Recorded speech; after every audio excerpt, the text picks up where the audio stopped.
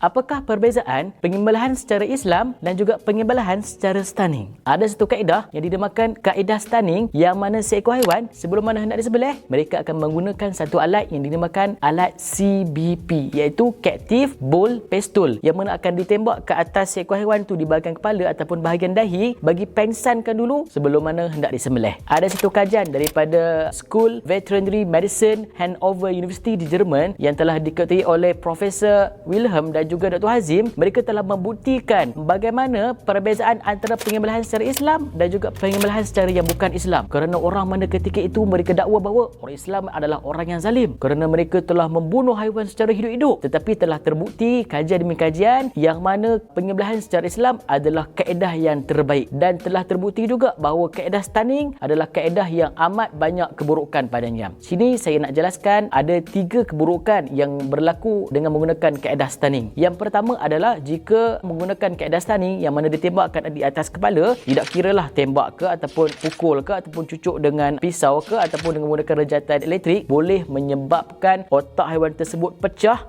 dan boleh mengakibatkan serangan penyakit lembu gila.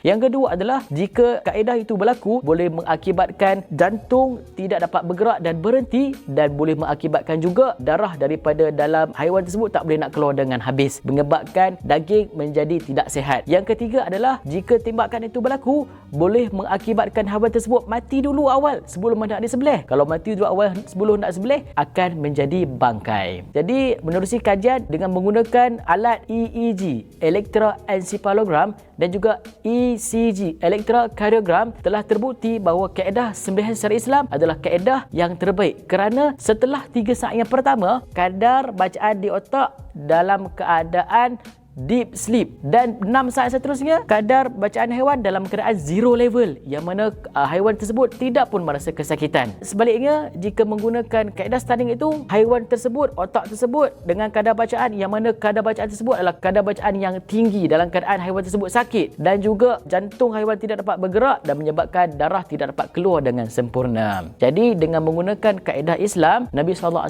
beritahukan kepada kita, jika kamu hendak menyembelih satu ekor binatang, maka sembelihlah dengan kaedah yang terbaik, dengan menggunakan pisau yang tajam, memutuskan 2 saluran pernafasan dan juga saluran makanan. Dan menerusi kajian juga, jika haiwan tersebut telah terputus urat darah di tengkok, ketika itu tekanan darah telah turun, mengakibatkan bahawa haiwan tidak langsung merasa kesakitan dan tidak sedarkan diri. Dan disebabkan itulah haiwan ketika mana dia menggelupur bukan disebabkan kesakitan, tetapi haiwan telah kekurangan oksigen di dalam otak haiwan tersebut, dan darah tidak dapat dihantarkan ke atas otak. Disebabkan itulah haiwan menggelupur.